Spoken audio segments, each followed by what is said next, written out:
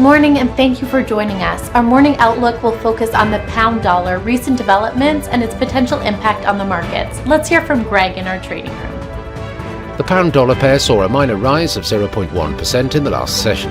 The ROC is giving a positive signal. The Bitcoin-dollar pair corrected downwards in the last session, falling 0.2%. The Williams indicator is giving a negative signal. The last session saw the oil drop 0.8% against the dollar.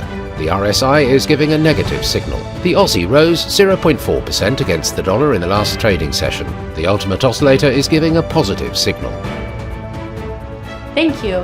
Moving on to the latest updates in the world financial news. Ether had been rallying since the beginning of the new year, but began tapering off in mid-March. The altcoin has trailed Bitcoin since January the 1st, gaining roughly 48%, compared to BTC's 57% in their respective USD pairs year to date. Oil prices were steady near 6-month highs after rising by $1 a barrel in the prior session, as investors braced for a potential attack on Israeli interests by Iran, OPEC's third largest oil producer. Russia has begun diesel exports to Sudan as Moscow seeks new markets for its refined products after an EU embargo.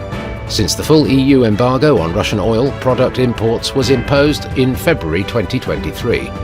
Diesel supplies have been diverted to Brazil, Turkey, countries in Africa, Asia, and the Middle East. Thank you for this. Coming up, today's major economic events.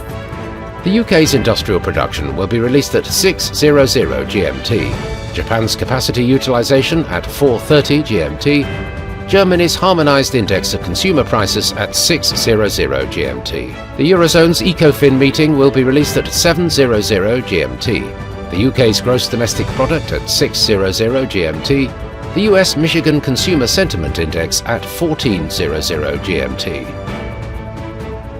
We hope that you've enjoyed today's market outlook. On behalf of all of us here, we wish you a productive trading day.